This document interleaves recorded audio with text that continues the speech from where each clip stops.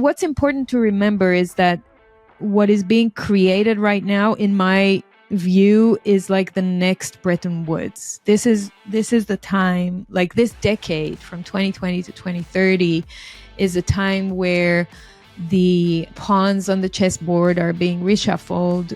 The countries are receiving their own, or they're fighting for their roles on the board. They're trying to understand who's leading, who's dominating, who's doing what first, and what's working, what's not working. It's chaotic.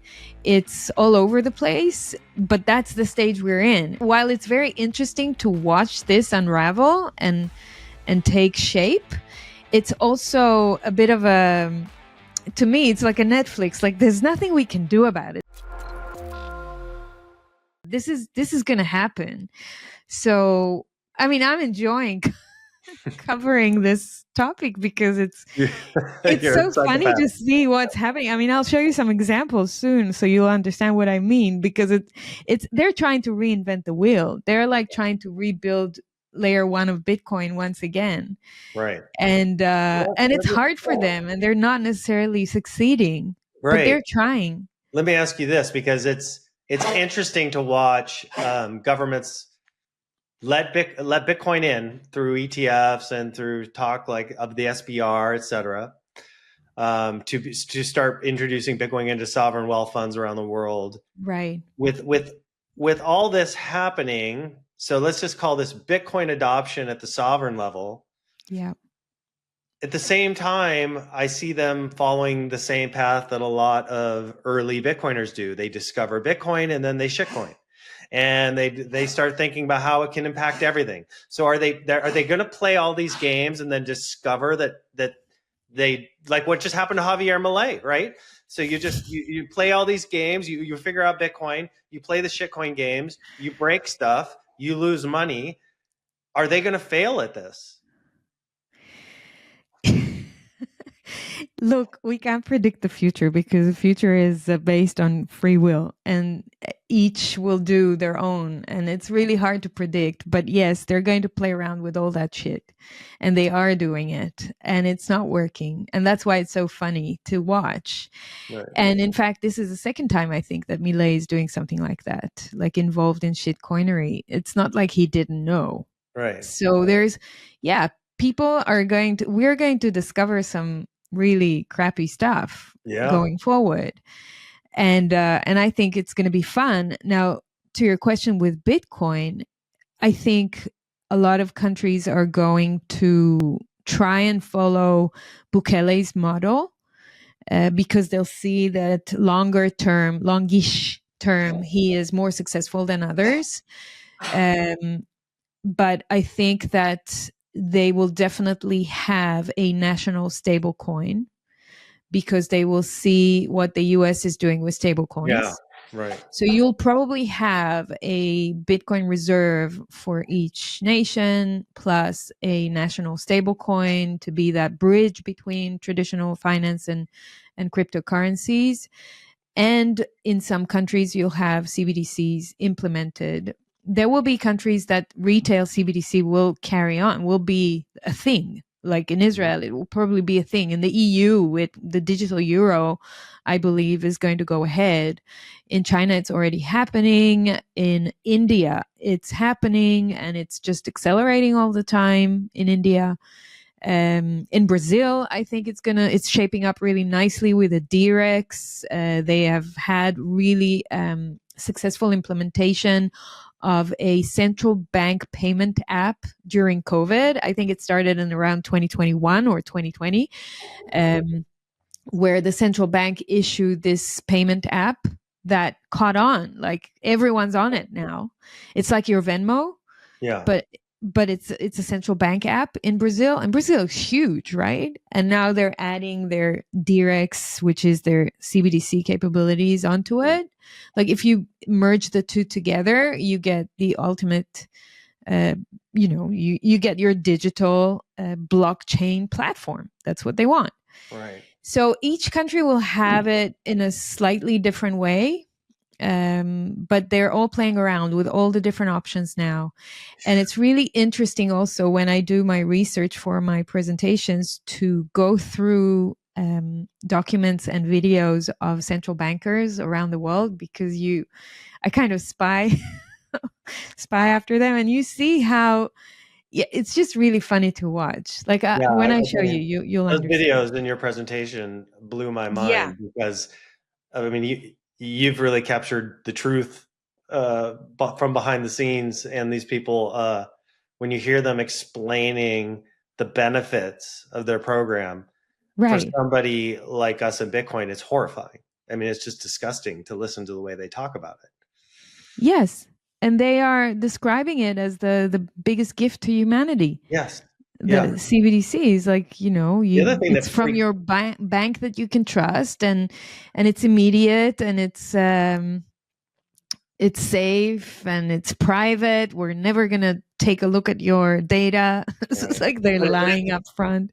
And at the same time, I've heard on a number of those recordings you made, people say stuff like, in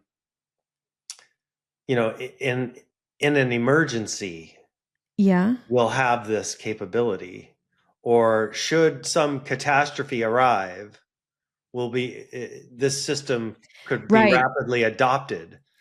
Stuff right. like So that I just, think it's the we've Israeli all heard central this banker. before, right? With COVID, right? Yeah, Like exactly. a virus is coming someday, right? And this stuff is eerily similar. And when you've been through those, if you're our age and you've been through a couple of those, you begin to immediately recognize that language, and it's you can just see them setting the table. Oh yeah. It was the Bank of Israel executive that said that in 2019, the Bahamas hurricane collapsed their financial infrastructure, which resulted in launching CBDC. And he hopes that Israel will not face an emergency that will force it to do the same. What a choice, huh? Right? I hope. It's so disgusting. That It's language so is, telling. yes. They're like Yeah. just waiting for the excuse to launch, right? Right. In Exactly. fact, today they have released a new research that they did, that would show them the public's acceptance of CBDC should they decide to launch it. And lo and behold, the public is so happy to receive it. Like, according to the research, it's like 1,000 people that were polled. And Yeah. isn't it true that in a lot of cases where they're testing these CBDCs, they're targeting the Yes. poorest Yes. or the more underdeveloped areas where they can use that this idea that it's more financially Financial inclusive, inclusion is one of right? their They can use talking this kind of points. concept to drive it in and show that people are taking this up. But these are people that are essentially getting free money to utilize in living in environments where they don't have access to free money, right? So, or they don't have access to this. I guess the way to say that would be this new sum of money would be empowering to them, and they never had that before. Correct. So that's the case of the pilot in Thailand that they did. Although now the central banker of Thailand is saying that they scrapped it, but that's what they did.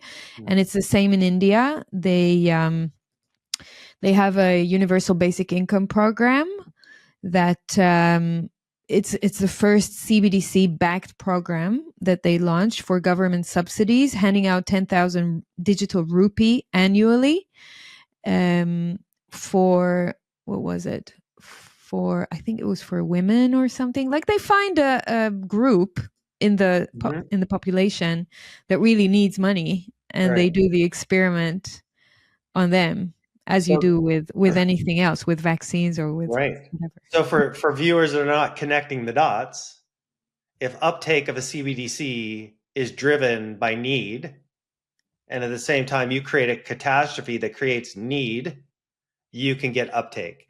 And that's Yeah. always been sort of my base case for how CBDCs get rolled out, is that Yep. you create a massive financial catastrophe, and people, let's say your bank account goes black, right? You had $100,000 in the bank account. It's zero now. Don't worry. Your government firefighter is here. They might have started the fire, but the firefighter's here, and we are going to give you that $100,000 back. You just have to log into this app. And Correct. voila, now in an effort to regain the wealth that was destroyed, you're locked into a CBDC or a public-private. And when you're in that kind of situation, you need help, right? So that's the most vulnerable situation you can be in, and you'll probably take money at that point. Right. Because you've either lost your home or, they have talked about similar things you've seen like a chargeable card with some subsidies for the people that were hurt during October 7th in Israel from the government. Like they wanted to give them like a chargeable digital card that they can charge with subsidies if they get hurt. I mean, that's like the concept of it, that they actually want to help the population is nice and all. Just see the timings that they choose to actually help. It's the after, not the before or not the during. In so many of those crises that we've seen recently around the world, like in the LA fires, like in Maui, like in October 7th, like all these disasters, you see government response so lacking and so late. Mm-hmm. And then later they start doing all their experimentations with digital money, Korea is another good example, by the way, for welfare and universal basic income. The Korean Central Bank is developing a voucher program for use on smartphones, which can be used for welfare, culture, education, and other services. So that's another example. So you've heard Bitcoin is the new gold rush by now. As world leaders on all sides have endorsed it as the future of money, and now you're looking to get started, we'll show you how. It's actually easier than you think. First, go to your nearest Byte Federal ATM and turn your cash to coin. Byte Federal has over 1,200 locations around the country with the highest daily limits. Go to our website, bytefederal.com, to find the nearest ATM to you. Log in to any wallet, then create an account, deposit your US cash, and instantly convert it to Bitcoin. That's it. We are the only US manufacturer and operator in the Bitcoin ATM industry, and our US-based live customer service is second to none. Go on, give it a whirl, and don't get left behind. Click the link below.